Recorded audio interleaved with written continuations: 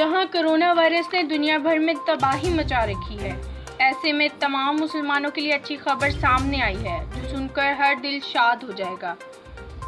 تو ڈسکس کرنے سے پہلے ویڈیو کو لائک کر لیں، اگر آپ چینل پر نئے ہیں تو چینل کو سبسکرائب کر لیں اور بیل کے آئیکن کو پریس کر لیں تاکہ ہماری ہر نئی آنے والی ویڈیو سب سے پہلے آپ کو مل سکے۔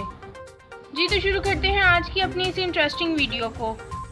جیسا کہ میں نے آپ کو بتایا کہ کرونا وائرس نے دنیا بھر میں تباہی مچا رکھی ہے، ایسے میں تمام مسلمانوں کے لیے اچھی خبر سامنے آئی ہے جو سن کر آپ کا بھی دل شاد ہو جائے گا۔ تو بتایا یہ گیا ہے کہ خانہ کعبہ میں کرونا وائرس سے بچاؤ کے انتظامات مکمل کر لیے گئے ہیں۔ خانہ کعبہ کو 20 یا 22 رمضان تک زائرین کے لیے کھول دیا جائے گا۔ خانہ کعبہ میں کرونا وائرس سے بچاؤ کے انتظامات مکمل کر لیے گئے ہیں۔ امام کعبہ نے انتظامات کا جائزہ لیا۔ میڈیا رپورٹس کے مطابق 20 یا 22 رمضان تک خانہ کعبہ کو زائرین کے لیے کھول دیا جائے گا۔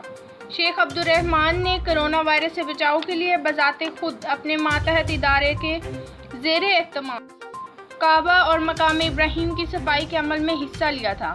انہوں نے حجر اسود کو دھویا اور صاف بھی کیا۔ غلاف کعبہ بھی اوزون ٹیکنالوجی کے ذریعے صفائی کی گئی۔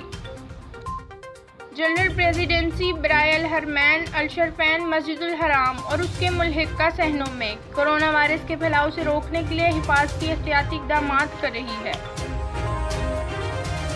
اور ان کے تحت وقفے مسجد الحرام کی زیریں اور بالائی منزلوں کو جراثیم کش اور اوزون ٹیکنالوجی سے دھویا جا رہا ہے۔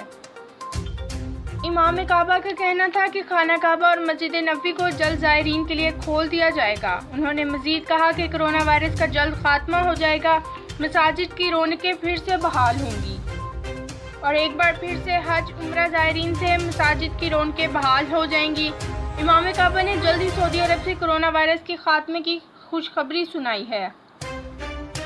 امید ہے کہ ویڈیو آپ کو پسند آئی ہوگی۔ ویڈیو پسند آئی ہے تو لائک کریں اور دوستوں میں شیئر کریں، اور اگر آپ چینل پر نئے ہیں تو چینل کو سبسکرائب کر کے بیل کے آئیکن کو دبا لیں تاکہ ہماری ہر نئی آنے والی ویڈیو آپ کو بر وقت مل سکے۔